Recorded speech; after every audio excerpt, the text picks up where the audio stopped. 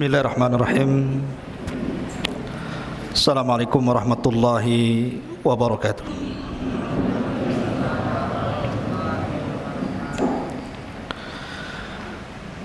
Alhamdulillah, salatu wassalamu ala rasulillah wa ala alihi wa sahbihi wa mawalah, wa la hawla wa la quwata illa billahi wa ba'du. Alhamdulillah, di malam hari ini dengan izin Allah subhanahu wa ta'ala kita bisa duduk bersama untuk thalabul ilmi kembali. Dan tema di malam hari ini harusnya khususnya santri tadi saya anjurkan membawa Al-Quran, tetapi mungkin panitianya lupa tadi, karena malam ini kita akan membahas tentang satu kisah yang paling baik di dalam Al-Quranul Karim. Ma'asyiral muslimin yang dimuliakan Allah subhanahu wa ta'ala, tentu tidak ada kisah yang lebih baik dalam Al-Quran melebihi kisahnya para nabi dan rasul.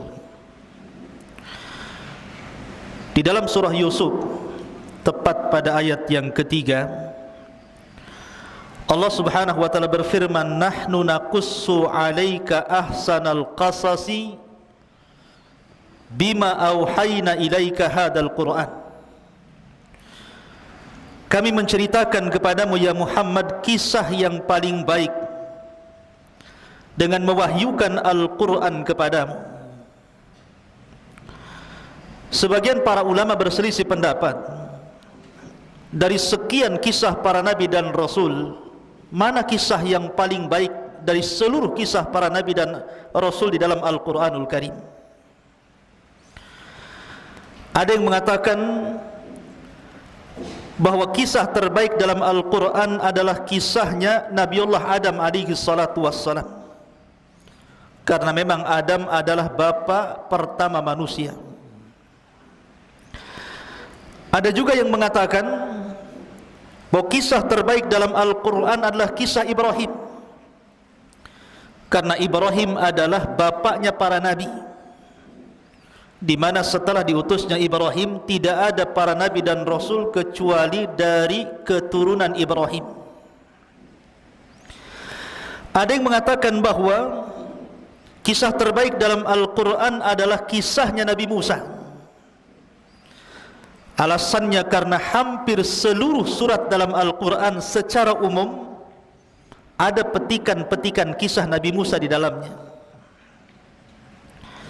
Tetapi ada juga yang mengatakan bahwa kisah terbaik dalam Al-Quran, dan ini yang paling kuat wallahu alam, adalah kisahnya Nabi Yusuf alaihi salatu wassalam. Kenapa kisah Nabi Yusuf alaihi salatu wassalam dikatakan ahsanal qasasi, kisah terbaik dalam Al-Quran? Karena secara zahir ayat, dalam ayat ketiga dalam surah Yusuf, Allah mengatakan nahnu naqussu alaika ahsanal qasas, kami akan mengkisahkan kepadamu ya Muhammad kisah terbaik dalam Al-Quran. Dan ini terdapat dalam surat Yusuf ayat ketiga. Karena kisah Nabi Yusuf ini unik. Pada awal kisah bercerita tentang mimpi, pertengahan kisah mimpi lagi, dan akhir kisah mimpi lagi. Jadi awal, tengah, akhir cerita mimpi, dan tidak ada pada nabi-nabi yang lainnya. Walaupun ada beberapa kemiripan antara kisah Nabi Musa dengan kisah Nabi Yusuf alaihi salatu wassalam. Di antaranya adalah Nabi Musa alaihi salatu wassalam hidup di istana, Nabi Yusuf juga sama hidup di istana. Musa di istana Fir'aun, sementara Yusuf di istananya seorang pejabat tinggi Mesir namanya Al-Aziz.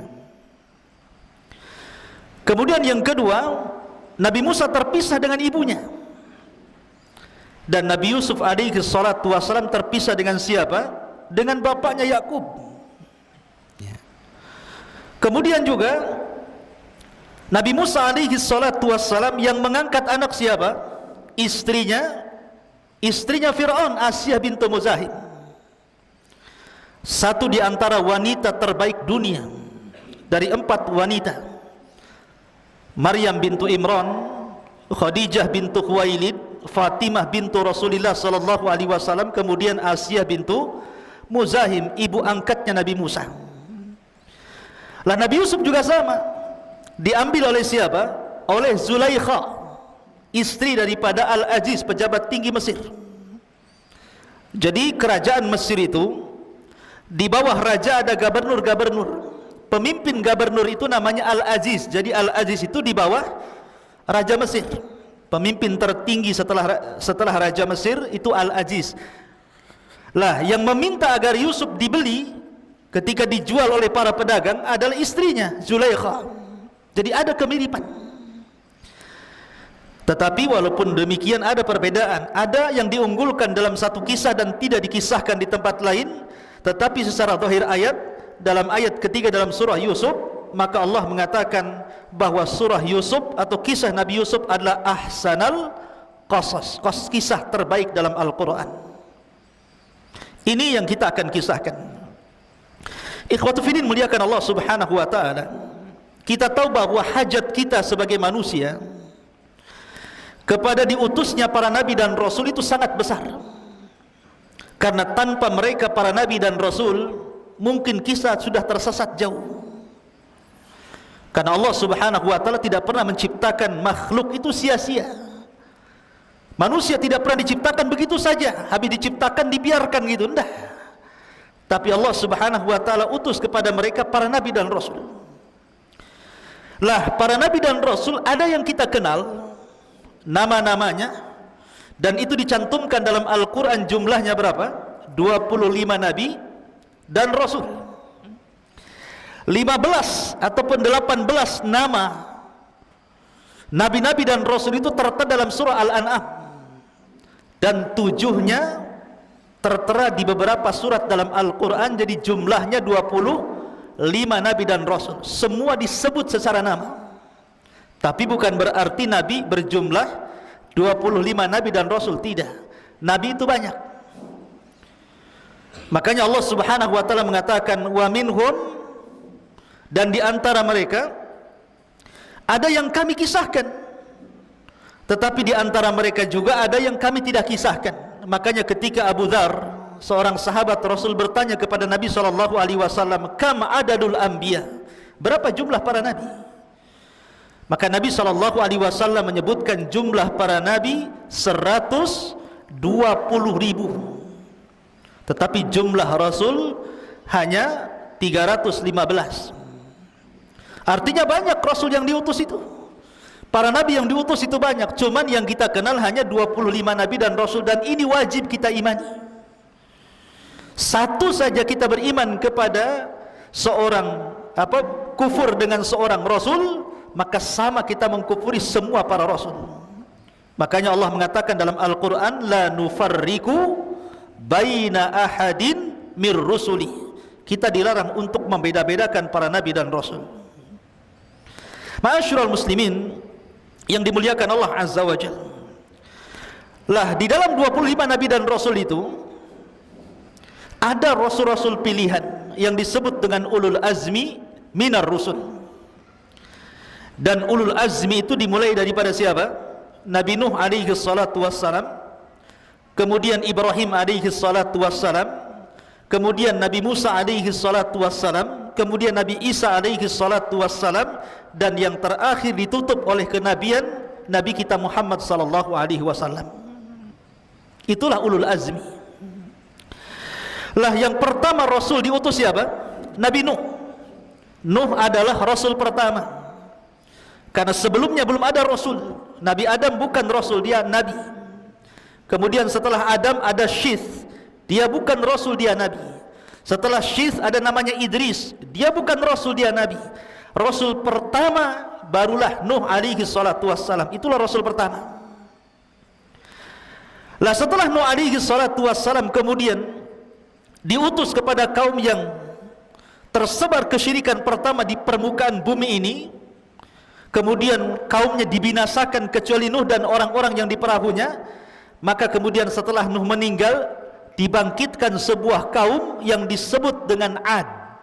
Diutus kepada mereka siapa? Nabi Hud.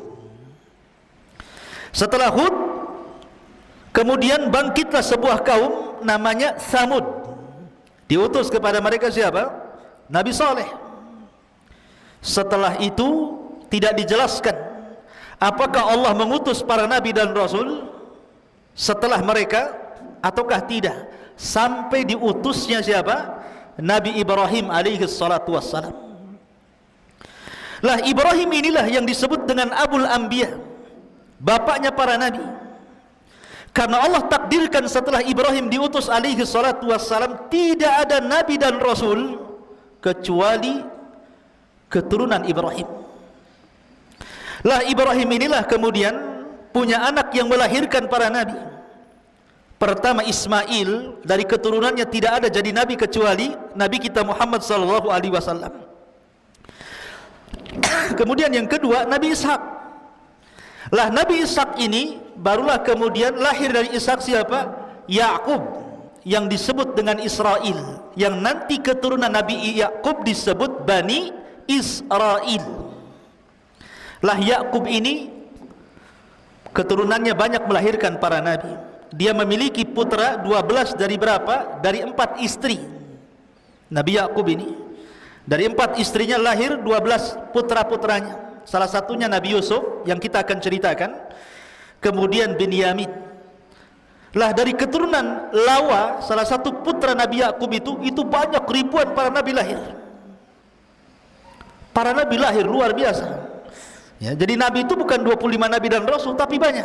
Dan semuanya kembali kepada nasab Nabi Ibrahim alaihi salatu wassalam.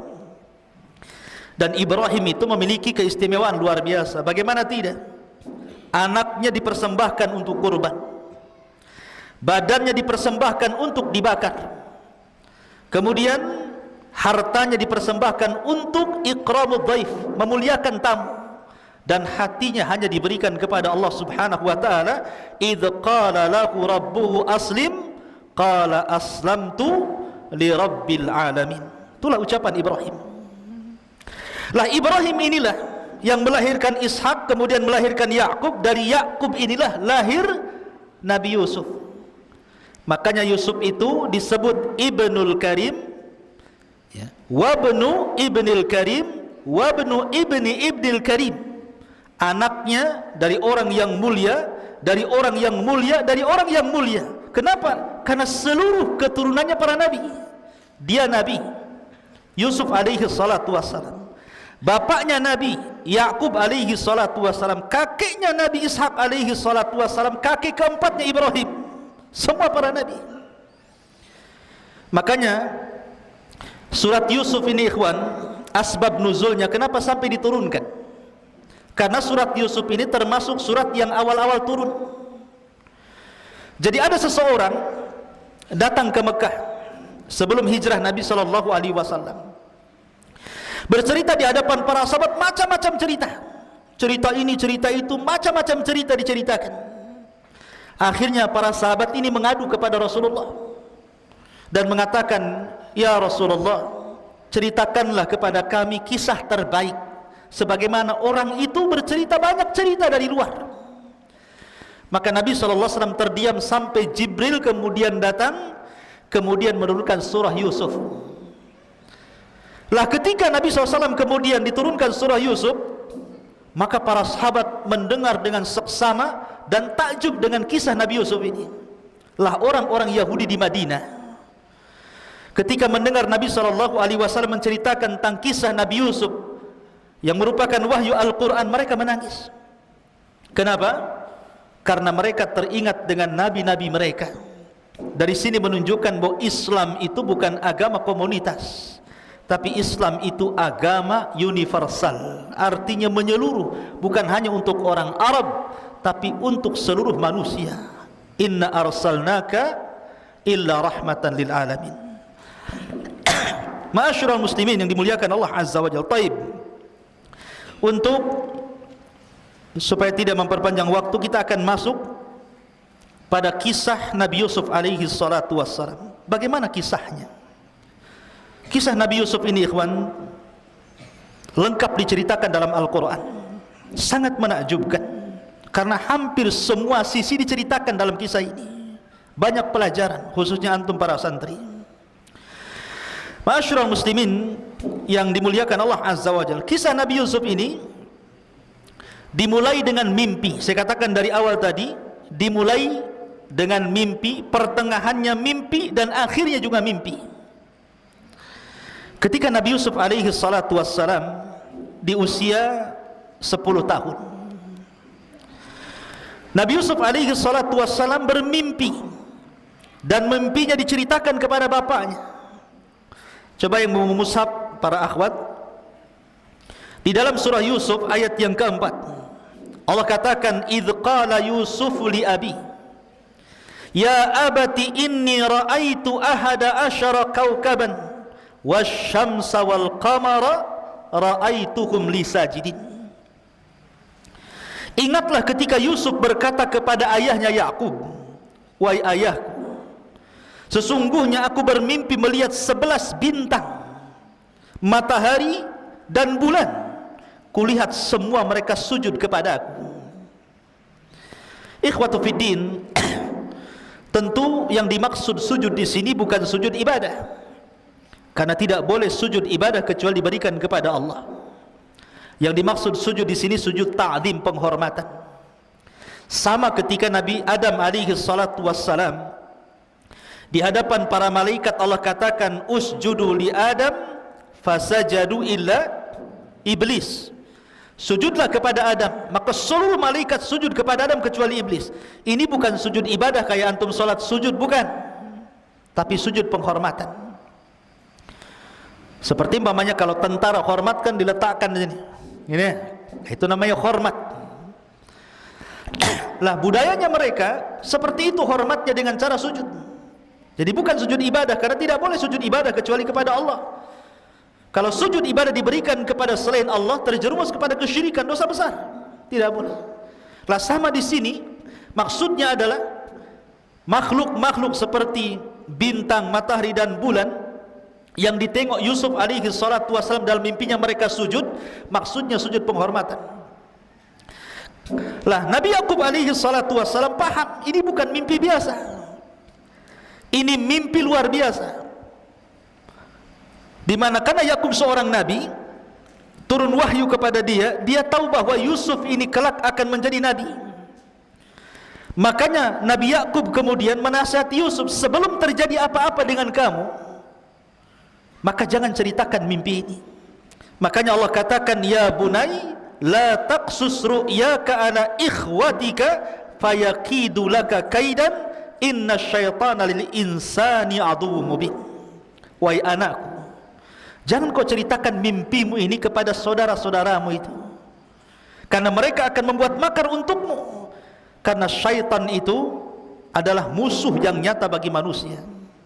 Jadi Nabi Yakub sudah memperingatkan Yusuf, jangan cerita mimpi ini. Kalau cerita sampai cerita kedengaran kepada saudaranya, timbul hasad, ini bisa masalah. Ya. Jadi dari sini ikhwan fillah yakunikan Allah Subhanahu wa taala, banyak pelajaran dari dua ayat ini. Pertama, khusus bagi antum ya para santri, di sini Allah Subhanahu wa taala ajarkan bagaimana akhlak dan adab. Lihat seorang bapa berakhlak kepada anak dan anak berakhlak kepada bapa. Nabi Yakub tahu nama Yusuf, tapi dia tidak memanggil namanya kan. Hei Yusuf, tidak, tapi memanggil dengan kata-kata ya bunai, wahai anakku. Begitu juga Nabi Yusuf tahu nama bapaknya Yakub, tapi tidak menyebut wahai bapak Yakub, tidak, tapi dengan mengatakan ya abati, wahai bapakku. Inilah yang diajarkan Ibrahim alaihi salatu wassalam. Ibrahim tahu bapaknya kafir, Azar itu kafir. Bukan hanya kafir, dia pemahat patung, dia penjual patung, mengajak orang menyembah patung. Tapi Ibrahim ketika berdialog dengan bapaknya, dia tidak pernah mengatakan ya Azar, dia mengatakan ya abati, wahai ayahku, wahai ayahku. Ini adab ikhwan. Tidak boleh seseorang memanggil nama, ya, Ini adab anak kepada bapa dan bapa kepada anak. Begitu juga seorang santri kepada gurunya. Antum sudah tahu mungkin nama ustadznya Ustadz Soleh, Ustadz Maulana, Ustadz Iqbal, Ustadz macam-macam sudah tahu namanya. Tapi jangan kemudian disebut nama ya Ustadz. Nah, seperti itu. Ya, wahai guruku, itu adab namanya. Walaupun hanya berbincang-bincang, mungkin ustadznya tidak ada. Bincang-bincang sama kawan gitu. Payah itu Pak Soleh itu. Nggak boleh begitu. Ya. Tetapi, aduh, gimana Ustadz ini? Ustadz siapa? Ustadz Soleh. Begitu. Ya. Itu adab namanya. Antum jangan kemudian sekesal apapun seorang santri kepada gurunya, tetap ada adab dalam penyebutan itu. Makanya kenapa para ulama itu apabila menyebutkan dalam kitab-kitab mereka karya-karya para ulama yang sudah wafat, selalu mereka akan memberikan di ujung namanya kata-kata rahimahullahu ta'ala, semoga Allah merahmatinya. Apabila dia masih hidup, maka akan diberikan doa di ujung namanya hafizahullahu ta'ala, semoga Allah menjaganya. Itu adab namanya. Kita berdoa kepada orang yang berjasa, kepada orang tua, kepada guru. Begitulah yang diajarkan para nabi kepada kita. Makanya di sini kita lihat dalam surah Luqman, Luqman ketika menasihati anaknya, ya bunai la tusyrik billah. Dia tidak menyebut namanya wahai Luqman, tidak. Karena ini bentuk adab, bentuk akhlak maksudnya. Kemudian yang kedua, pelajaran yang kedua, di sini Nabi Yakub kemudian mengatakan kepada Nabi Yusuf alaihi salatu wassalam, apabila antum semuanya diberikan sebuah kabar gembira, kenikmatan dari Allah subhanahu wa ta'ala. Memang Allah mengatakan fa bi ni'mati rabbika fahaddits, dengan nikmat Allah ceritakan nikmat itu. Tetapi bukan berarti semua nikmat harus diceritakan. Kalau seandainya memunculkan orang-orang yang hasad, makanya di sini Allah mengatakan, hai anakku, jangan ceritakan mimpimu, ini mimpi baik, sebab itu nanti akan menjadikan saudara-saudaramu membuat makar kepadamu. Kalimat kaidun makar, ya. Tentu makar yang paling besar, tidak ada makar melebihi makar Allah. Allah lah zat yang paling tinggi makarnya.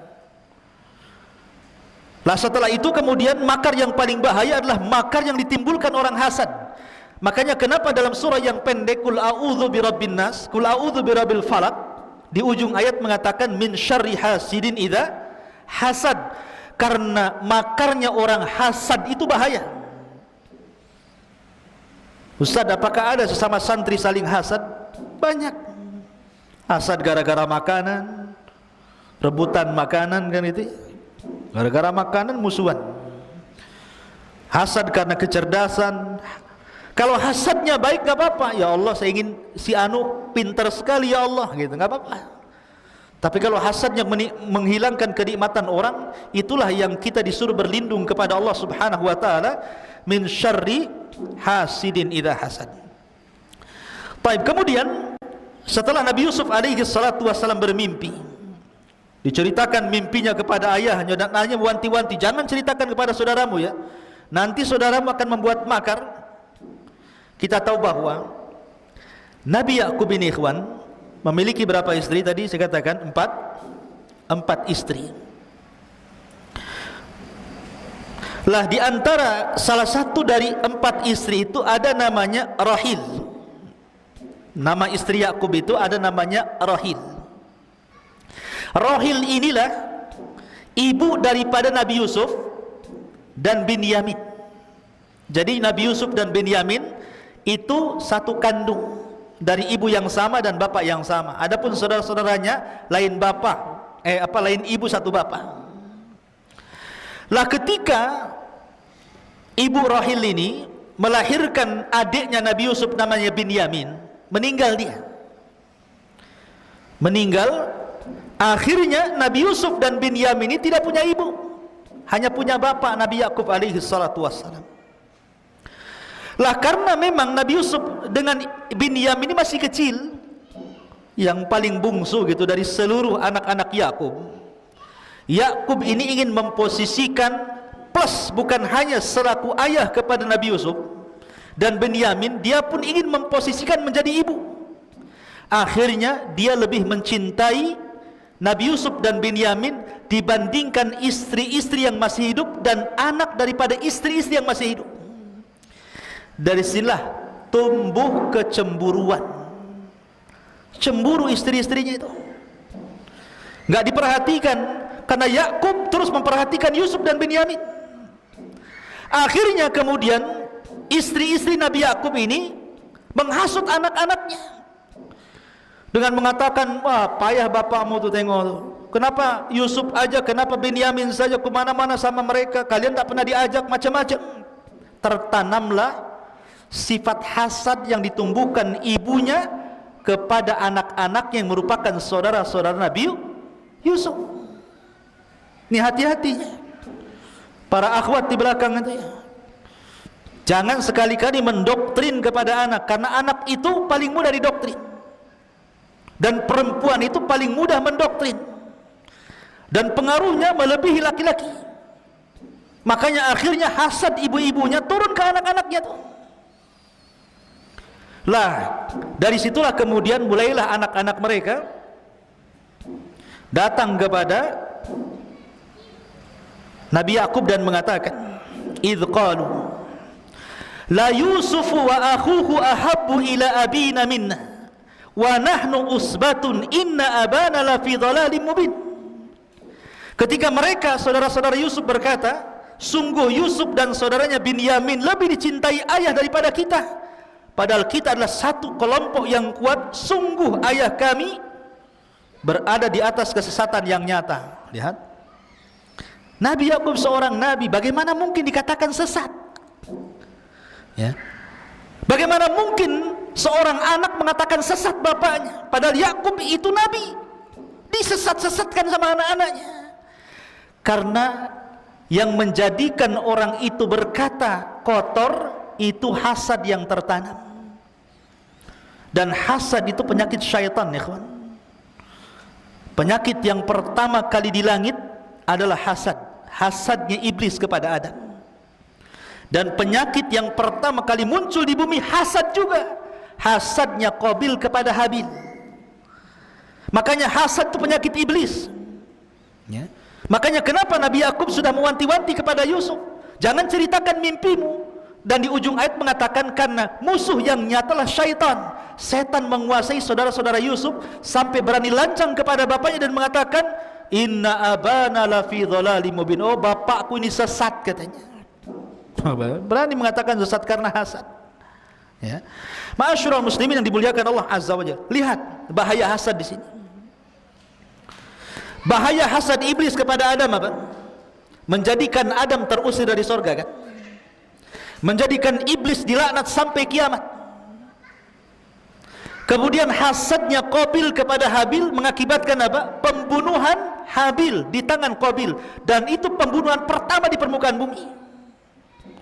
Adapun hasad saudara-saudara Yusuf kepada Yusuf, lihat Allah sebutkan dalam Al-Quran surah Yusuf ayat ke-9, uqtulu Yusuf awit rahuhu ardan yakhlu lakum wajhu abikum wa takunu min ba'dihi qauman salihin. Bunuhlah Yusuf, satu, atau buanglah dia ke sebuah tempat agar perhatian ayah tertumpah kepadamu, atau yang ketiga, setelah itu kamu menjadi orang-orang yang baik. Jadi pertama suruh dibunuh, yang kedua suruh dibuang, yang ketiga apa? Ada yang berakal di antara anak-anak Yakub ini. Qala qailum minhum la taqtulu Yusuf, janganlah bunuh Yusuf. Wa alquhu fi ghayabatil jub, kita masukkan aja ke sumur. Yaltaqithu ba'dus sayyarati in kuntum fa'ilin, biar nanti ada orang-orang musafir datang, mudah-mudahan diambil mereka, kemudian dibawa mereka pergi. Lihat akibat hasad. Pertama ide pembunuhan, bunuh saja Yusuf itu. Kemudian yang kedua ide pembuangan. Kemudian yang paling ringan idenya apa? Dimasukkan ke sumur. Semua bicara tentang nyawa. Dibunuh jelas menghilangkan nyawa.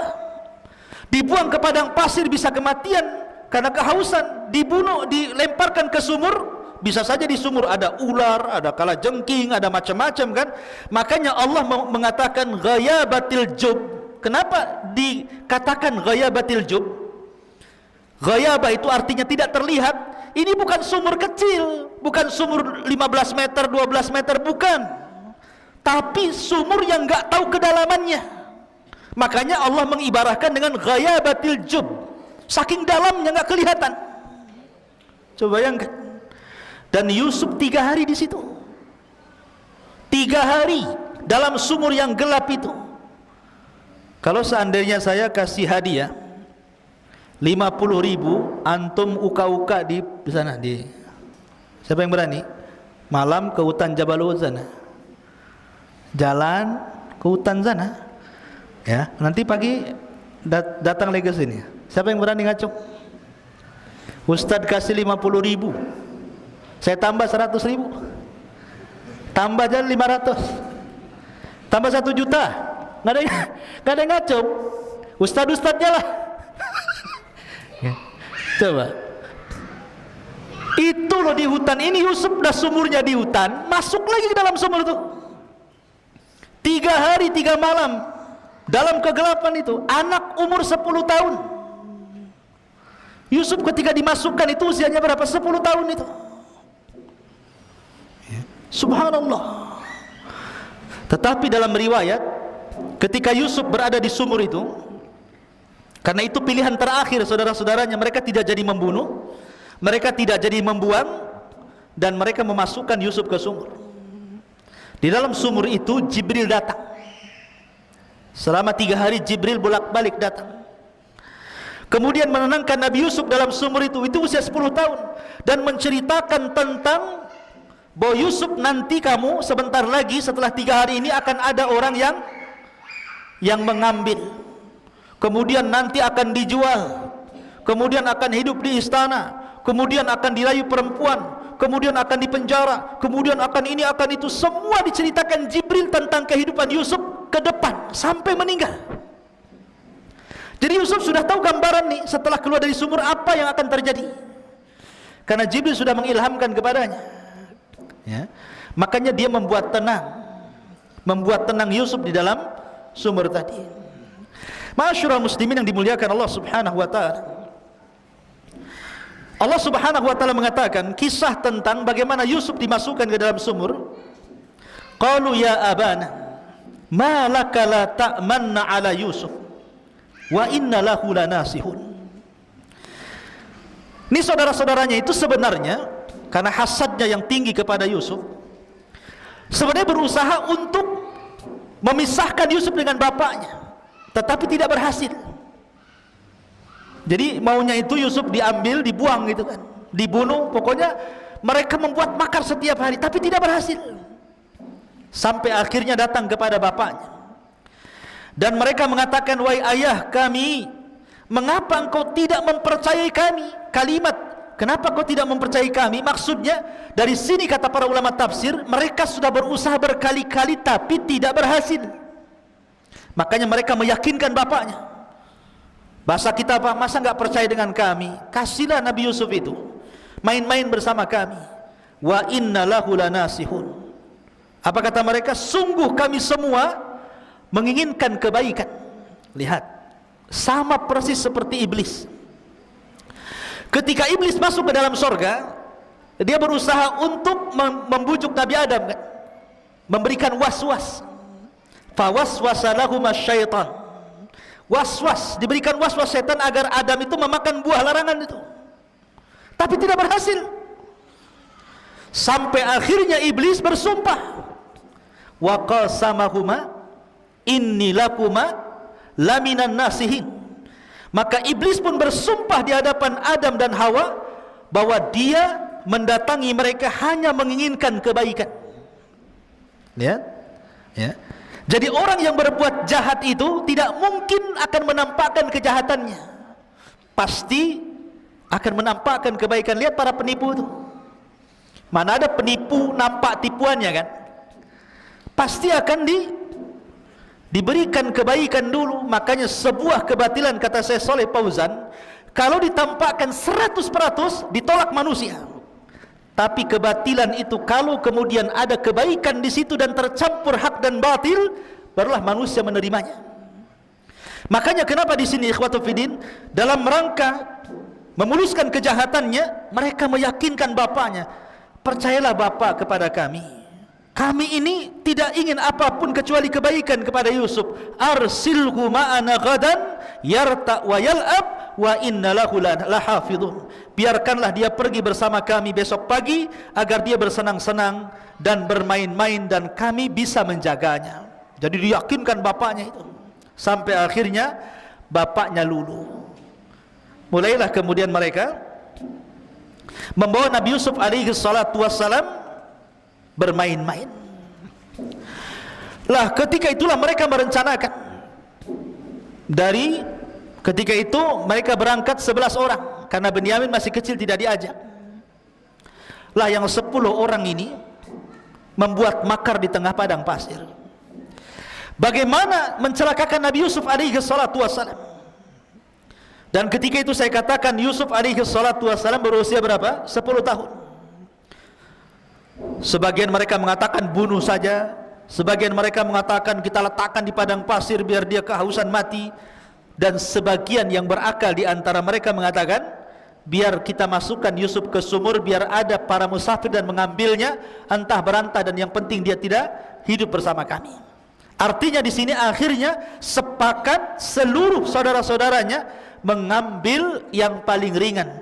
Di sini ada sebuah kaidah usul fikih, akhaffu dhararaini, mengambil yang paling kecil madaratnya.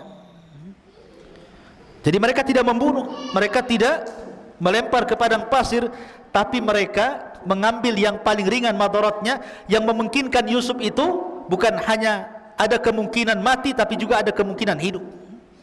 Dan begitulah kaidah usul fikih ya. Jadi kalau ada dua perkara, yang satu madarat, yang satu madarat, maka ambillah yang paling kecil madaratnya. Harus seperti itu. Contohnya apa? Contohnya kita dihadapkan dengan 3 perkara.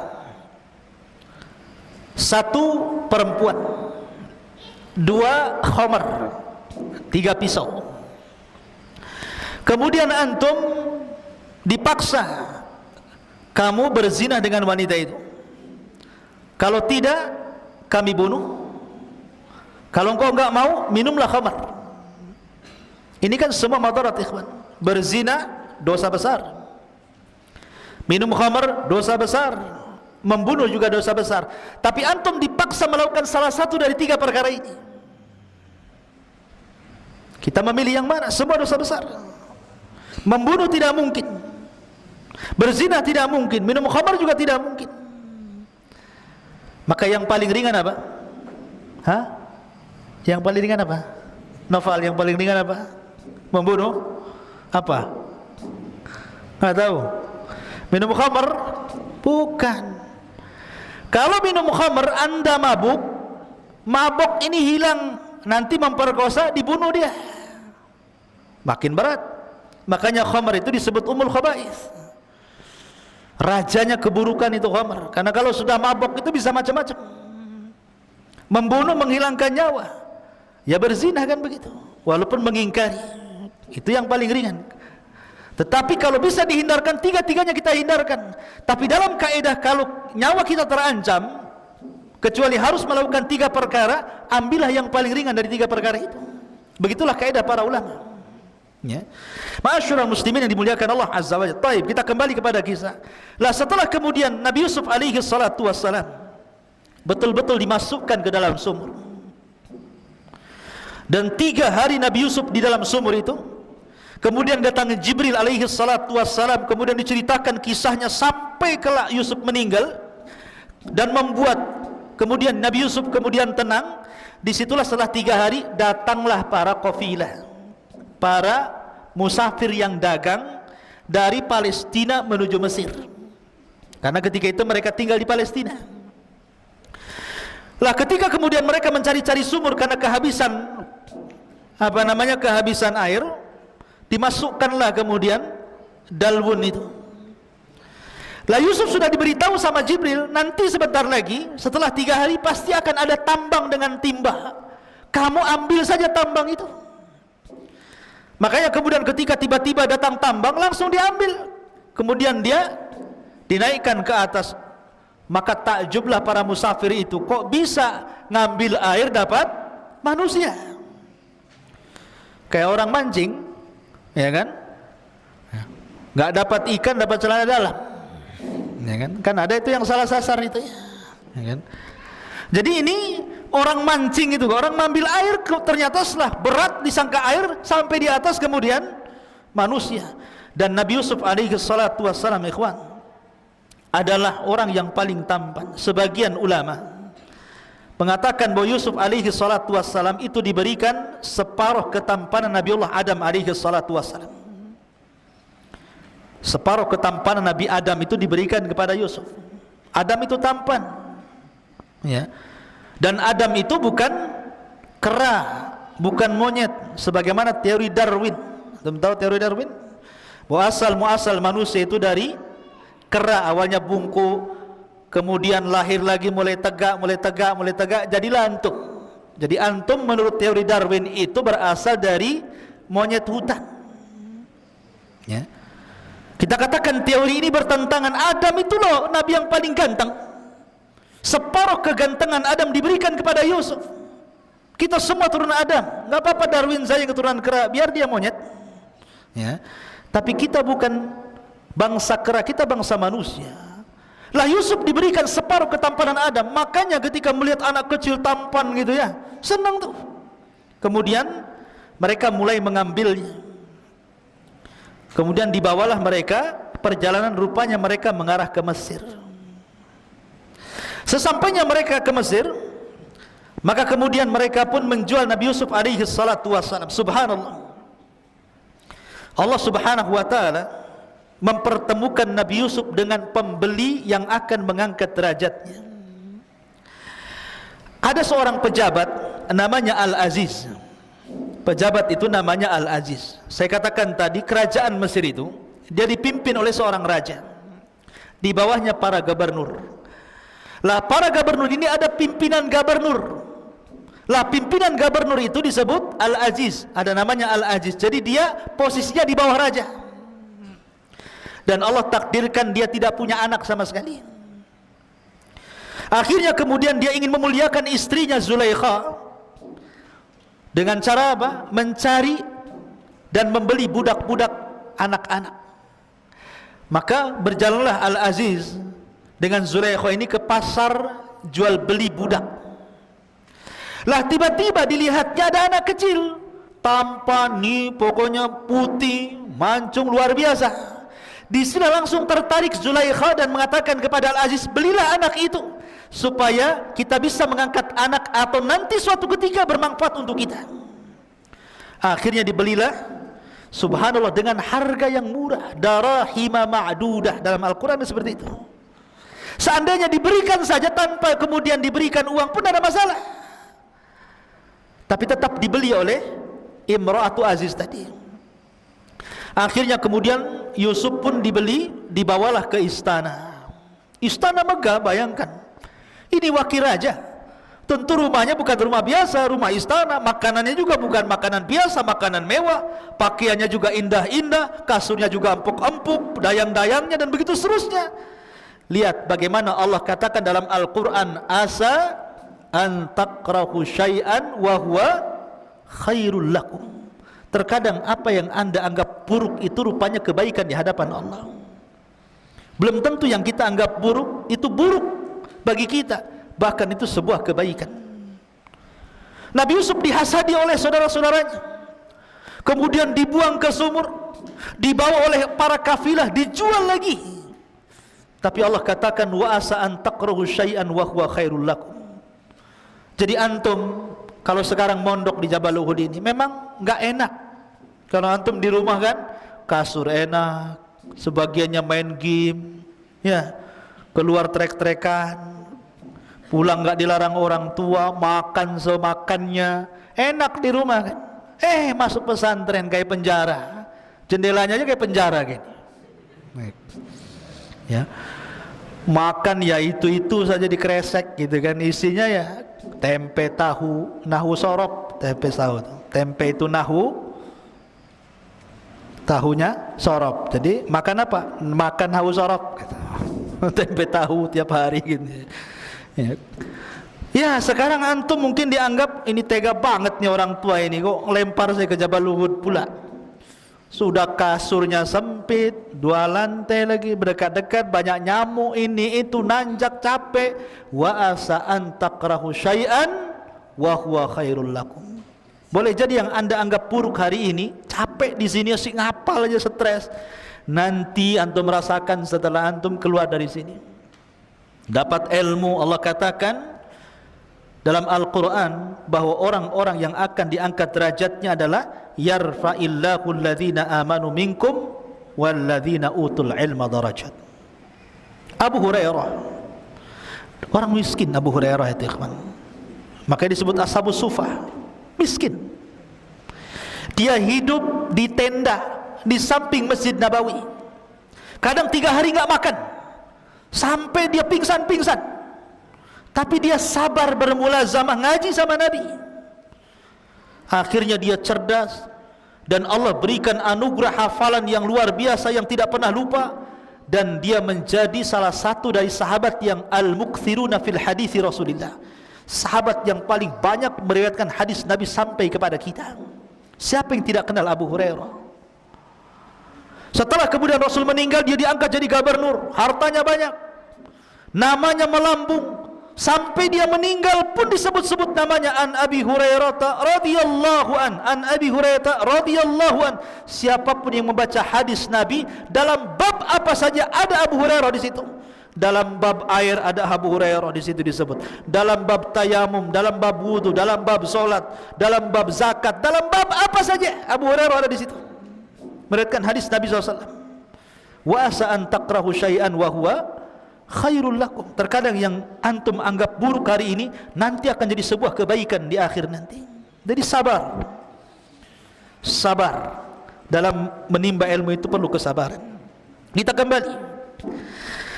Kemudian Nabi Yusuf alaihi salatu wasalam hidup di istana Al-Aziz.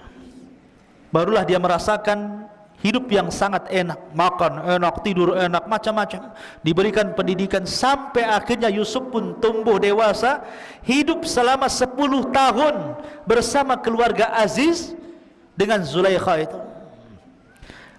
Jadi ketika masuk sumur umur 10 tahun, kemudian hidup di istana Al-Aziz 10 tahun, sekarang Yusuf usianya menginjak 20 tahun, sudah ganteng, sudah anak muda. Rupanya Zulaikha. Apa ini? Setelah Yusuf kemudian makin dewasa, ya, tidak sebagaimana kecintaan Zulaikha ketika Yusuf masih kecil, kecintaan seorang ibu kepada anak. Tapi setelah dia dewasa, karena bukan anak kandung, tapi seorang budak yang dirawat menjadi anak angkat, tumbuh rasa cinta seperti seorang anak muda kepada seorang gadis, atau sebaliknya, malah dia suka, mau selingkuh bahasanya ya. Lah Nabi Yusuf alaihi salatu wassalam ketika itu berusaha untuk menolak, berkali-kali Zulaikha itu merayu Yusuf, tapi Yusuf pemuda yang afif, menjaga dirinya. Nabi SAW bersabda, sab'atun yudhilluhumullahu fi dhillihi yawma la dhilla illa dhilluh. Ada 7 golongan yang akan mendapatkan naungan arsy Allah di hari yang tidak ada naungan kecuali naungan Allah. Salah satunya apa? Rajulun da'athu imra'atu dhata jamalin. Seorang laki-laki yang ditawarkan wanita yang cantik, penuh dengan karisma, kemudian mengajak berzina, tapi laki-laki mengatakan, inni akhafullah, saya takut kepada Allah. Dia hindari perzinahan. Begitulah anak-anak muda yang menjaga diri. Yusuf ini seorang musafir, jauh dari keluarganya. Biasanya kan seorang musafir, kalau kita lihat di Batam ini kan banyak para perantau. Ada yang dari Jawa, ada yang dari Sumatera, Kalimantan, macam-macam, satu Indonesia tumblak di Batam ini. Seorang yang merantau itu biasanya lebih berani, karena jauh dari keluarga. Dia harus mengadu nasib. Makanya kalau para perantau itu jadi jahat-jahat sekali, kalau jadi baik-baik sekali. Kenapa dia bisa berbuat jahat? Karena jauh dari orang tua, jauh dari kampungnya. Kalau dia berbuat jahat, orang kampung tidak tahu, orang tuanya tidak tahu, ya. Artinya Yusuf ini kalau diajak berzina dengan wanita istri pejabat yang sangat cantik Zulaikha ini, memungkinkan, karena dia seorang musafir, jauh dari keluarga, orang nggak tahu siapa dia di situ. Tapi Yusuf dianugerahi oleh Allah Subhanahu wa taala jiwa yang afif, yang menjaga diri. Makanya ketika Zulaikha itu mengundang Yusuf ke kamarnya, kemudian berusaha, kemudian oleh Zulaikha dikunci seluruh pintu dan jendela. Bayangkan, tidak ada satupun jendela dan pintu kecuali dikunci. Kemudian Zulaikha membuka bajunya dan menawarkan diri. Tapi Yusuf mengatakan, ma'adallah, aku berlindung kepada Allah. Kalau bukan karena burhan dari Allah, tentu aku akan terjerumus kepada perbuatan yang sangat dahsyat fitnahnya ini. Ikhwan, ada yang mengatakan Nabi Yusuf alaihi salatu wassalam ketika itu melihat patung. Jadi ada patung di rumah Zulaikha itu, karena ketika itu orang Mesir menyembah patung, ya. Lah patung itu tersingkap dari tutupnya. Jadi ada penutup, kemudian tersingkap penutupnya. Dia malu. Sebenarnya Yusuf itu secara naluri laki-laki, dia pengen juga. Siapa yang tidak pengen? Ya. Dihadapkan kepada wanita yang sangat cantik, nalurinya itu pengen. Makanya Allah mengatakan, wa hammat bihi wa hammat biha. Artinya wanita itu pengen Yusuf, Yusuf pun sebenarnya dalam hatinya kepengen. Tapi ketika dia melihat patung itu, Yusuf malu. Padahal itu Tuhannya orang Mesir. Kalau dia malu kepada patung itu saja, maka dia lebih malu kepada Allah Subhanahu wa taala. Dari situlah kemudian dia lari menghindar Zulaikha, kemudian dia lari kepada pintu. Sampai di pintu, rupanya Zulaikha menarik pakaiannya, sobek dari belakang. Ketika sobek, Allah takdirkan suaminya datang. Jadi ketika ditarik dari belakang itu, prek gitu ya, rupanya suaminya datang. Persis ketika pengambilan baju kemudian sobek dari belakang itu. Bayangkan ikhwan, kamar itu tidak ada yang memiliki kunci kecuali suami istri, ya. Jadi ketika Zulaikha menarik baju kemudian sobek dari belakang, suaminya membuka pintu. Kagetlah suaminya. Lah ketika kaget, heboh. Maka Zulaikha berusaha kemudian menuduh Nabi Yusuf bahwa dia yang merayu dirinya. Lah ketika itu ada seorang jariyah pembantunya. Dia bawa anak kecil belum balik, usia di bawah 10 tahun. Tiba-tiba anak kecil ini berbicara dan mengatakan kepada Al-Aziz, lihat robekannya. Kalau seandainya robekannya dari depan, maka Yusuf pendusta dan wanita itu benar. Tapi kalau sobekannya dari belakang, maka wanita itu dusta, Yusuflah yang benar. Itu anak kecil tuh bisa ngomong begitu, ya. Maka dilihat rupanya robekan dari belakang. Maka tahu di sini yang salah siapa? Imra'atu Aziz. Tapi karena suaminya masih sayang dengan Imra'atu Aziz ini, dengan istrinya, maka dia hanya mengatakan kepada Yusuf, wahai Yusuf, asrif anni, inna kaidahunna azim. Yusuf, pergi kamu cepat, ya. Sesungguhnya tipu daya mereka para wanita itu besar. Makanya rusaknya para ulama Bani Israel itu karena perempuan.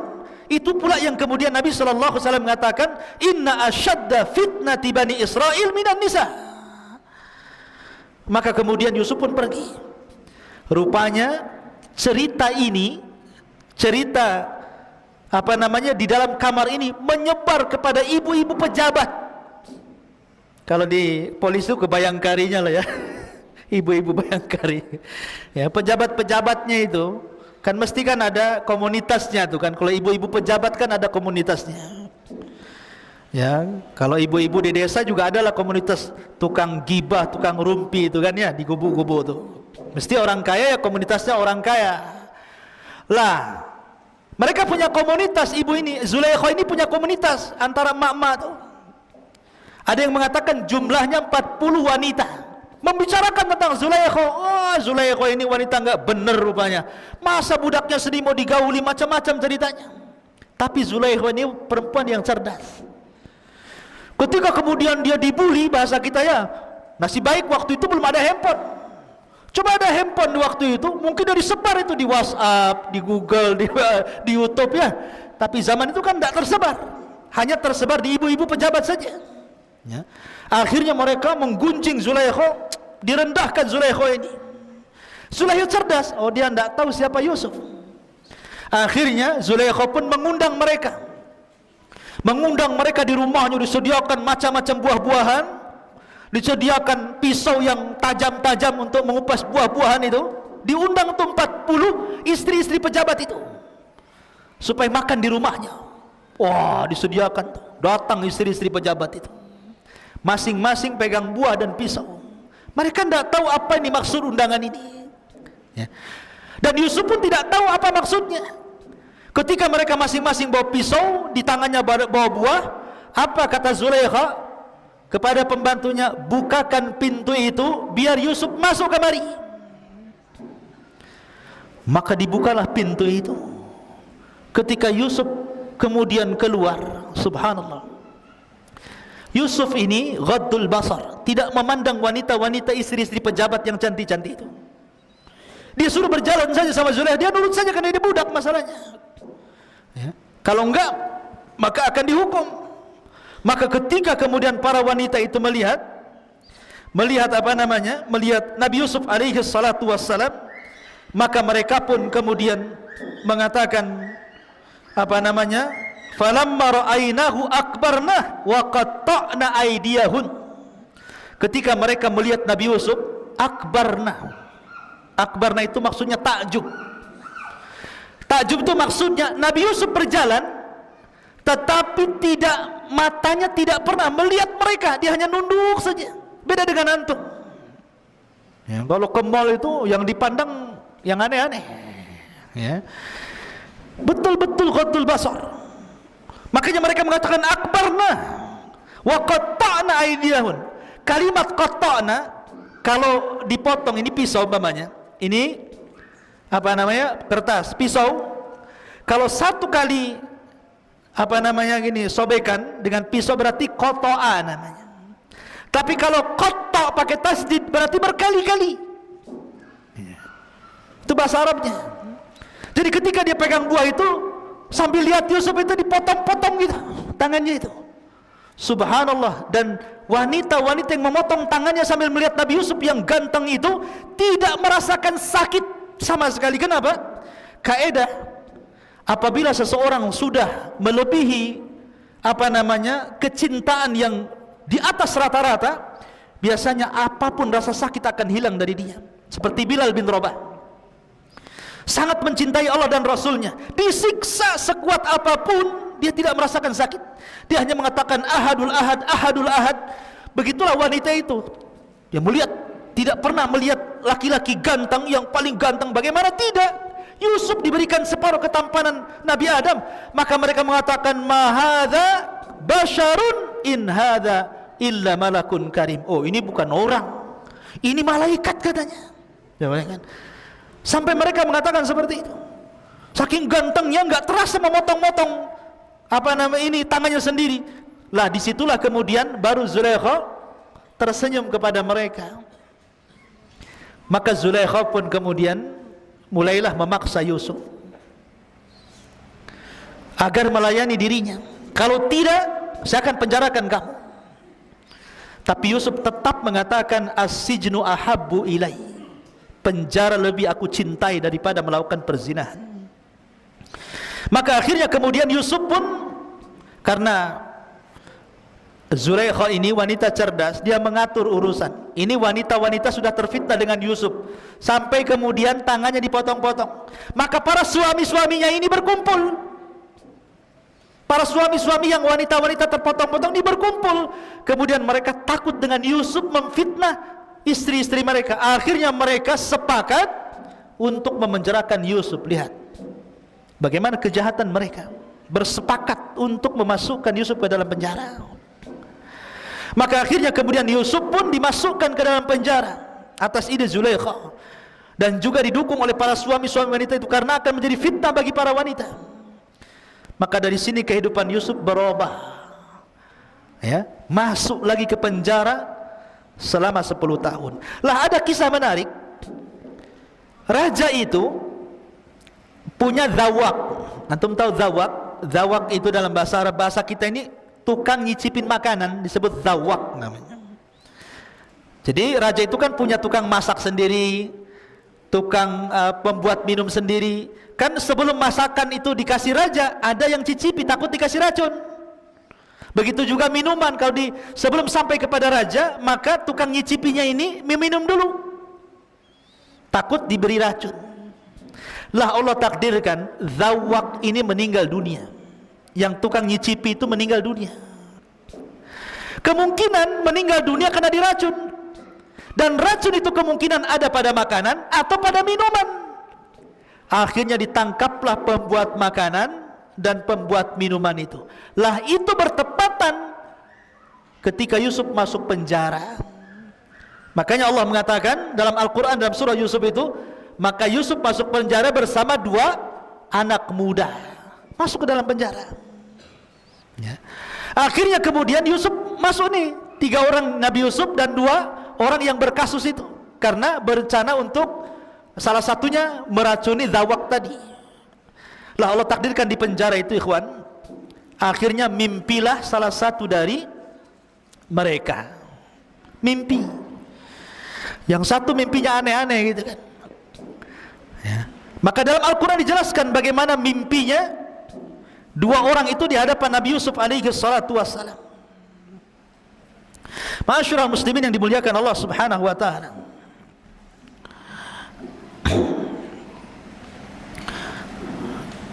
gimana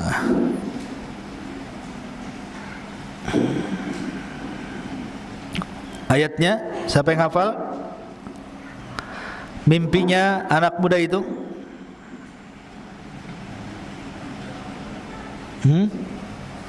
Santri? Yang keras? Iya, baca ayat ke-36.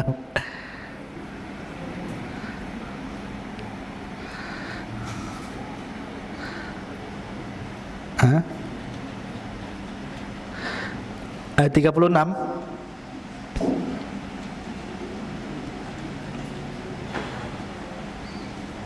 Baik, kita bacakan, ya. Di antara mimpinya,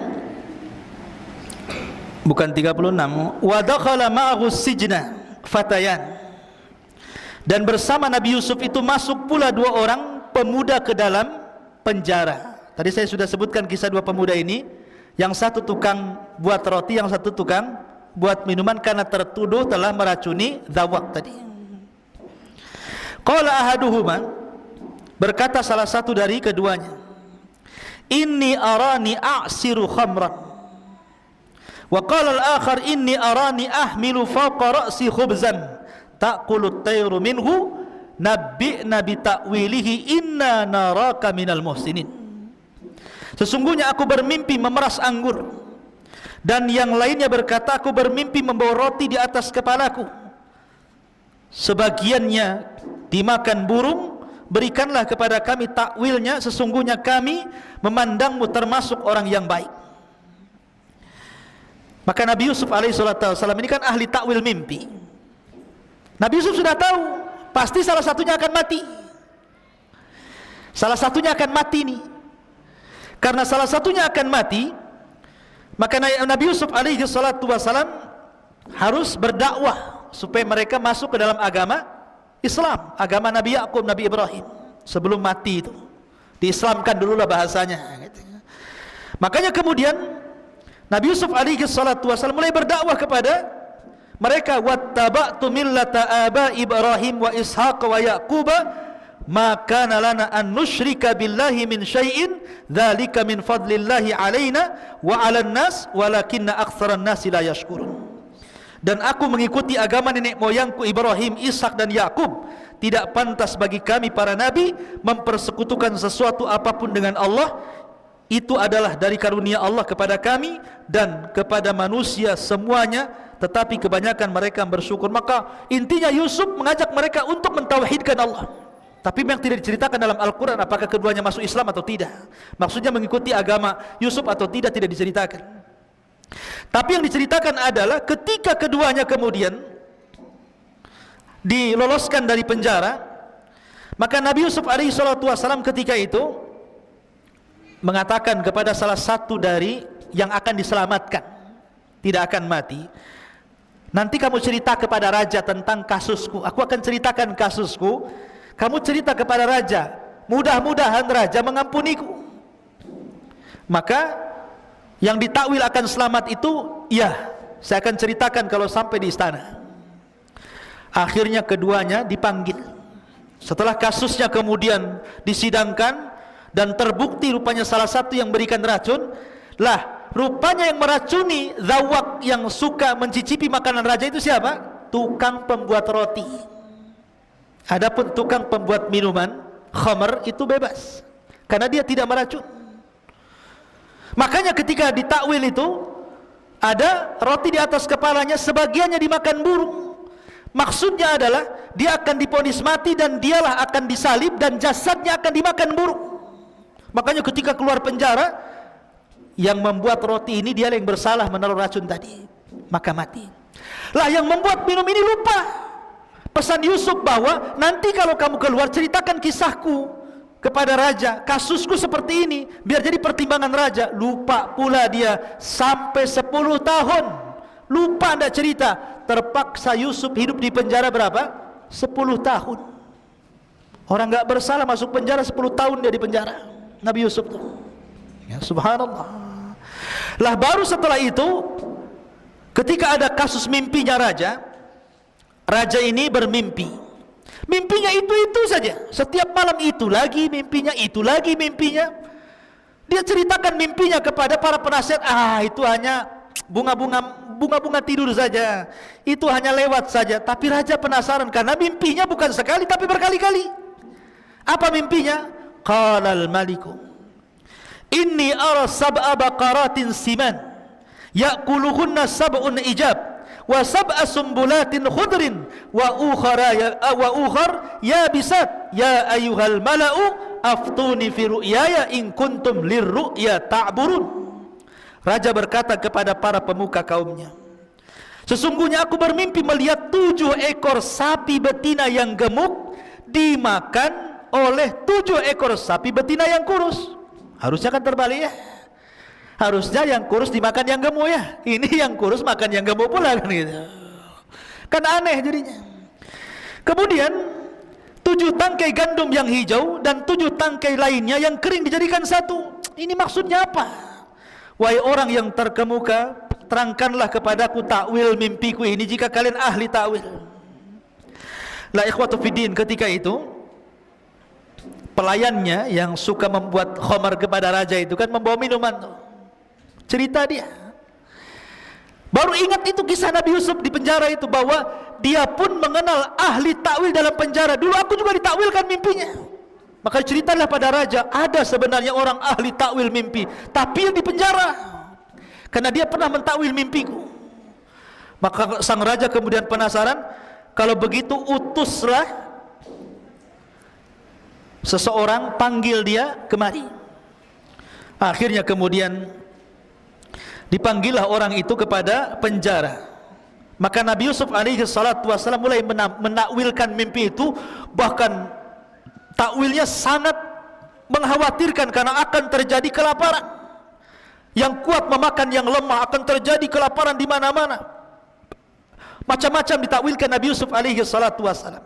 Kemudian orang ini mengatakan, kalau begitu maukah kau datang denganku menuju raja, kau ceritakan hal itu kepada raja.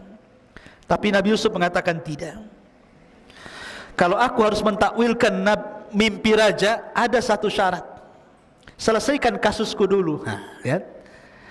Bagaimana Yusuf alaihi salatu wassalam menyelesaikan kasusnya. Dan ini kenapa kemudian Allah buat lupa orang yang suka buat minuman untuk raja itu, supaya Yusuf keluar dari penjara bukan karena pertolongan orang, tapi betul-betul Allah yang menolongnya. Taufik dari Allah Azza wa Jalla. Makanya Yusuf sengaja dipenjara sampai 10 tahun. Hikmahnya adalah supaya Yusuf tidak ditolong manusia, tapi Allah langsung yang menolong dengan memberikan jalan keluar, dan itu pertolongan terbaik. Akhirnya kemudian setelah disebutkan kasusnya bahwa Yusuf dulu begini-begini dengan Zulaikha, dengan wanita-wanita para pejabat, begini-begini, raja mengiyahkan, iya, saya siap menyelesaikan kasusmu. Akhirnya dipanggillah wanita-wanita itu yang dulu memperdayakan Yusuf alaihi salatu wassalam, dipanggil satu-satu, dikumpulkan di kerajaan, sampai akhirnya Zulaikha ngaku bahwa dia yang salah. Maka raja pun marah dan suami Zulaikha pun marah. Akhirnya kemudian karena dipermalukan di depan umum, diceraikan Zulaikha sama suaminya Al-Aziz itu, dan wanita-wanita yang lain juga diceraikan suami-suaminya. Dan itu sebuah balasan dari Allah, al-jaza'u min jinsil amal, bahwa balasan itu sesuai dengan amalannya. Jangan kira seseorang melakukan kebaikan ataupun keburukan kecuali pasti ada balasan keduanya. Tidak cepat maka lambat. Dan orang-orang yang berbuat zalim, balasannya akan disegerakan sebelum akhirat. Seperti kisah siapa? Az-Zahabi menceritakan kisahnya dalam kitabnya Al-Kabair. Kisah orang zalim yang mengambil, merampok ikan pada seorang nelayan. Jadi ada preman, orang jahat, tiba-tiba berjalan-jalan di pinggir laut. Kemudian ada nelayan baru nyandar dari laut itu bawa ikan besar. Kemudian dipaksa serahkan ikan itu atau kubunuh. Terpaksa karena ketakutan, nelayan itu diserahkan kepada orang zalim ini. Oh, dengan semangatnya orang zalim ini membawa ikan tadi tanpa kerja keras. Rupanya Allah takdirkan ikan itu hidup sesaat menggigit jarinya. Setelah digigit jarinya, rupanya ada racun dari jari gigitan ikan itu, dan dia merasakan sakit di malam hari yang tidak ada tahu kecuali Allah sakitnya. Maka keesokan harinya dia datang ke tabib. Dia mengatakan, ini apa jariku, kenapa membuat aku sakit gigitan ikan itu? Kata dokter, itu ada racun yang sudah merambah sampai di pergelangan tanganmu. Kalau tidak diamputasi, maka racun itu akan merambah sampai ke sikutmu. Paksa diamputasi. Besoknya nyolong, setelah itu diamputasi. Lihat bagaimana kata Nabi SAW, tidak ada dosa, ma min dzambin ajjalallahu uqubatahu fid dunya qabla al-akhirah al-baghi wa qati'atur rahim. Tidak ada satupun dosa yang disegerakan hukumannya di dunia sebelum akhirat. Pertama kezaliman, dan yang kedua memutus silaturahim dengan orang tuanya. Ma'asyiral muslimin, kembali akhirnya kemudian setelah Yusuf pun kemudian dibela oleh raja dan dibebaskan oleh sang raja, dan mereka orang-orang yang pernah menzaliminya mendapatkan balasan, maka Yusuf pun kemudian berusaha untuk mentakwilkan mimpi sang raja. Maka sang raja ketakutan akan kondisi kerajaannya, karena ini bukan setahun 2 tahun paceklik yang ditakwilkan Yusuf, 7 tahun akan terjadi paceklik hebat, kelaparan di mana-mana. Makanya Nabi Yusuf alaihi salatu wassalam menawarkan diri kepada raja, kalau engkau percaya wahai raja, serahkanlah pembendaharaan Mesir kepadaku. Jadi menteri ekonomi loh bahasa sekarangnya. Serahkan perekonomian Mesir kepadaku. Akhirnya kemudian sang raja pun ketika mengatakan, falamma kallamahu qala innakal yaum ladaina makinun amin, ya. Kemudian sang raja pun percaya Yusuf, diangkatlah jadi bendaharawan Mesir. Maka Yusuf mulai membuat siasah politik. Bayangkan, oh dia sekarang jadi orang kepercayaan raja. Lihat, memang terkadang orang itu susah-susah dahulu kan. Mulai dari dihasadi keluarganya, dibuang ke sumur, dijual, dimasukkan ke penjara. Subhanallah, ini kan keperitan hidup semuanya. Dan di endingnya Yusuf menjadi seorang menteri kepercayaan raja, menyelamatkan Mesir, diberikan fasilitas paling tinggi. Maka kemudian Yusuf pun mulailah berpolitik. Dia memberikan uang-uang ke masyarakat agar menanam gandum di mana-mana, beras di mana-mana. Nanti sebagiannya diambil kerajaan dan sebagian dikonsumsi oleh mereka. Lah yang diserahkan ke kerajaan ini disimpan oleh Nabi Yusuf. Sampai setelah 7 tahun betul-betul terjadi kekeringan, paceklik di mana-mana. Tapi Mesir mengalami luar biasa kemakmuran. Negara-negara tetangganya semua kelaparan kecuali Mesir. Semua kelaparan, termasuk Palestina. Karena Palestina dekat dengan Mesir, perjalanan darat. Perbatasannya jalur Gaza itu kan. Ya. Akhirnya terdengarlah oleh keluarga Nabi Yakub bahwa kalau ingin mendapatkan makanan dan tidak akan kelaparan, maka mereka boleh menukar gandum, menukar makanan dengan barang-barang berharga. Berangkatlah keluarga Yakub ini. 10 orang datang ke Mesir membawa barang. Yusuf sudah sukses di Mesir. Lah ketika datang ke istana Mesir, Yusuf kenal. Ini orang-orang ini kenal, ini dulu orang yang menzalimi saya. Lihat, orang yang disakiti selamanya tidak akan lupa kepada orang yang menyakiti. Tapi orang yang menyakiti akan lupa kepada orang disakitinya. Itu kaidah itu. Ingat gak antum dulu zalimi saya? Enggak ingat. Yang menzalimi biasanya gitu, enggak ingat ya. Tapi yang dizalimi akan ingat terus. Wah ini, walaupun udah tua, mukanya ini kayak dulu nih orang yang kurang ajar sama saya ini. Ya. Yusuf kenal tuh saudara-saudaranya, tetapi saudara-saudara nggak kenal sama Yusuf. Ya. Maka Yusuf pun kemudian, tapi dia berusaha. Disinilah Allah tampakkan adabnya seorang nabi, akhlaknya seorang nabi. Jazaul ihsan, jazaus sayyi'ah.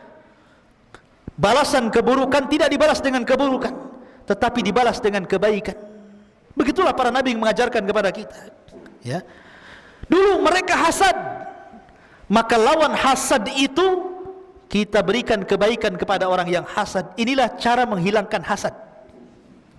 Kan saudara-saudara Yusuf kan hasad tuh kepada Yusuf, maka Yusuf justru tidak hasad. Jadi mereka akhirnya diberikan kan dalam kaedah pemberian penukaran barang itu satu unta satu karung gandum. Walaupun mereka banyak 10 unta, tetap dikasih satu unta, satu orang satu unta. Akhirnya mereka mengatakan, Yusuf nih mengatakan, berapa saudara kalian? Mereka mengatakan 11 orang. Loh kenapa cuma 10? Benyamin maksudnya saudaranya gak dibawa. Kenapa cuma 10? Besok-besok kalau kamu datang, ajak yang ke-11-nya. Kalau engkau tidak ajak, kami tidak akan kasih gandum lagi. Untuk kebaikanku, kata Yusuf, nih gandumnya, setiap satu unta, satu karung, nih saya kembalikan semua barang berharganya. Tuh, baik kan? Udah nggak diambil barang berharganya, dikasih gandum lagi. Ya. Akhirnya pulanglah mereka. Sampai di Palestina berjumpa dengan Nabi Yakub. Nabi Yakub itu pantang makan yang haram, pantang makan pemberian orang, tidak mau dia. Ketika dia melihat gandum-gandum itu di atas unta, kemudian barang berharganya kembali, Yakub menolak, tidak mau. Ini harus dikembalikan nih. Saya tidak mau, kecuali kalau barang-barang berharganya memang sudah diterima oleh Mesir, mereka dapat makanan, nggak apa-apa. Ini enggak, makannya dikasih, barangnya dikembalikan. Kata Yakub, saya nggak mau makan kecuali ditukar dengan barang berharga. Akhirnya mereka mengatakan, tidak wahai ayahku. Mereka minta syarat. Kalau kami harus kembali ke Mesir, adik kami Benyamin harus diajak. Kalau enggak lengkap 11, mereka akan menolaknya. Nabi Yakub teringat dengan Yusuf. Nabi Yakub teringat dengan Yusuf, nanti dimasukkan sumur lagi kan gitu ya. Dia takut karena di antara ujian Nabi Yakub itu salah satunya dia menangis karena sedih kehilangan Yusuf sampai buta. Setiap hari Yakub menangis karena tidak wajar kematian Yusuf, apalagi tahu Yakub ini Yusuf akan jadi nabi. Makanya dia sedih menangis, akhirnya buta, nggak bisa melihat. Pada awalnya Yakub tidak mengizinkan Benyamin, tapi dirayu dan ini demi makan, demi tidak kelaparan. Akhirnya Yakub pun kemudian setelah dipastikan Benyamin aman, maka boleh mengizinkan Benyamin ikut. Berangkatlah mereka dengan Benyamin yang tadinya 11 unta jadi 10 unta jadi 11 unta, kan jadi banyak tuh karungnya. Setelah sampai di sana, Nabi Yusuf kenal dengan Benyamin. Benyamin tidak kenal dengan Yusuf. Akhirnya kemudian oleh Nabi Yusuf dipisahkan tuh dari kawan-kawannya, dimasukkan ke dalam kamar. Kemudian Yusuf baru bercerita bahwa dia adalah Yusuf. Wah, senanglah Benyamin. karena berjumpa dengan saudaranya sudah lama, bertahun-tahun tidak berjumpa. Dari situlah maka Yusuf tidak mau berpisah dengan Benyamin. Disitulah dia buat makar. Dia ngomong sama Benyamin, nanti sebelum kau pulang, nanti kendaraanmu akan saya kasih barangku. Nanti kau akan dituduh mencuri. Nanti kalau kamu dituduh mencuri, kamu tidak akan pergi lagi ke Palestina dan kamu akan hidup bersama saya di sini. Betul, dibuat siasat seperti itu. Setelah barang-barangnya kemudian ditukar dengan gandum, kemudian orang-orang ini sudah mau kembali ke Palestina. Sebelum masuk sampai gerbang saja, para penjaga teriak. Ada barang yang hilang, ada barang yang hilang. Barangnya Malik hilang. Akhirnya penjaga pun menutup gerbang, kemudian memeriksa semua bawaan 11 saudara Yusuf ini. Dicek semuanya. Ya. Rupanya yang bawa barang ada siapa, Ben? Benyamin. Ditangkaplah Benyamin. Ketika itu hukuman orang mencuri, kalau ikut syariat Yakub maka menjadi budak, kalau ikut syariat Mesir maka dibunuh. Cuma dua itu saja. Hukuman orang mencuri ketika itu jadi budak atau dibunuh. Ya, dan Yusuf mengikuti syariat Yakub. Akhirnya kemudian mereka pun meminta-minta agar jangan menahan Benyamin, karena mereka sudah berjanji kepada bapaknya untuk mengembalikan Benyamin. Ya, karena kan Nabi Yusuf bersiasat supaya mereka tahu ya, bagaimana susahnya Nabi Yusuf dulu. Akhirnya terpaksa salah satu yang berakal dengan mereka mengatakan, ya sudahlah, berangkatlah kalian ke Palestina, yang 9 orang itu. Maka salah satu saudara Yusuf kemudian dengan Benyamin ditinggal di Mesir. Bilanglah sama bapakmu, sama bapak kita Yakub itu, bahwa telah terjadi begini-begini. Ceritakan aja sejujurnya bahwa Benyamin begini-begini. Berangkatlah mereka. Sampai di Palestina, Yakub gak percaya, karena dia sudah pernah melakukan kejahatan kepada Yusuf dan tidak pulang. Sekarang Benyamin tidak pulang lagi. Kalian apakan Benyamin? Bahasanya seperti itu kan. Kata bapaknya, pokoknya cari sedapat mungkin Yusuf dengan Benyamin, datangkan kepada aku. Saya nggak mau tahu, kata Yakub. Itu sudah buta tuh. Saya nggak mau tahu, saya nggak mau menerima bakaran. Sekarang kalian pergi lagi, datangkan Benyamin dan Yusuf kepada aku. Akhirnya udah panik ini anak-anaknya. Terpaksalah berangkat lagi mereka ke Mesir, menceritakan tentang kondisi ayahnya begini. Akhirnya Yusuf mengatakan, ya sudah, kalau begitu bawalah Benyamin bersama kalian dan berikan pakaianku kepada ayah kalian, pakaian raja, berikan pakaianku kepada ayah kalian. Akhirnya berangkatlah orang ini kembali Palestina membawa Benyamin. Ketika sampai kemudian di Palestina, pakaian itu diberikan kepada Nabi Yakub. Tiba-tiba Yakub mencium bau Yusuf. Kemudian diciumnya baju itu, sampai akhirnya Allah takdirkan yang tadinya buta menjadi melek, sembuh butanya dari pakaian Nabi Yusuf itu. Dan setelah kemudian Yusuf alaihi salatu wassalam mengundang mereka semua untuk ke Mesir. Maka dibawalah seluruh keluarga Nabi Yakub dan 11 saudaranya, istri-istrinya, anak-anaknya, cucu-cucunya, semua diboyong ke Mesir. Dan subhanallah, disinilah takwil mimpi yang terakhir, bahwa apa yang ditakwilkan oleh ayahnya, bahwa kelak maksudnya 12 bintang itu sujud kepada diriku, maksudnya 12 saudaranya. Akhirnya mereka menjadi orang-orang yang mengikuti Yusuf alaihi salatu wassalam. Dan Yusuf ada kesamaan dengan Rasulullah. Nabi ketika Fatu Mekah, dia melihat orang-orang yang pernah membunuh para sahabat, yang pernah mencaci maki, yang pernah menghinanya. Tapi Nabi tidak balas dendam kecuali kepada orang-orang tertentu. Nabi hanya mengatakan, idhabu fa antumut tulaq, pergi kalian kumaafkan. Maka Yusuf pun sama, mengatakan kepada saudara-saudaranya, la tasriba alaikumul yaum yaghfirullahu lakum wa huwa arhamur rahimin. Tidak ada celaan hari ini, Allah sudah ampuni dosa-dosa kalian, dan Allah zat yang maha pengasih di antara seluruh maha pengasih. Akhirnya mereka hidup di Mesir menjadi sebuah komunitas. Yakub pun kemudian meninggal dunia, maka lahirlah dari putra-putra Yakub, keturunan Yakub, yang kemudian disinilah cerita berawal kisah Bani Israel. Karena Bani Israel berkembang di Mesir sampai kepada cerita Fir'aun dan begitu seterusnya. Itulah di antara kisah terbaik dalam Al-Quran, kisah Nabi Yusuf alaihi salatu wassalam. Sebagai gambaran kisah, antum bisa baca Al-Qurannya, nanti akan nyambung dengan kisah yang saya kisahkan. Dan mudah-mudahan kedepannya kita membuat kajian rutin, entah seminggu sekali, ya, membahas ilmu-ilmu penting supaya menjadi bekal antum ketika pulang berdakwah di masyarakat. Mudah-mudahan ada manfaatnya. Subhanakallah bihamdika asyhadu an la ilaha illa anta astaghfiruka wa atubu ilaik. Allahu ta'ala alam. Assalamualaikum warahmatullahi wabarakatuh.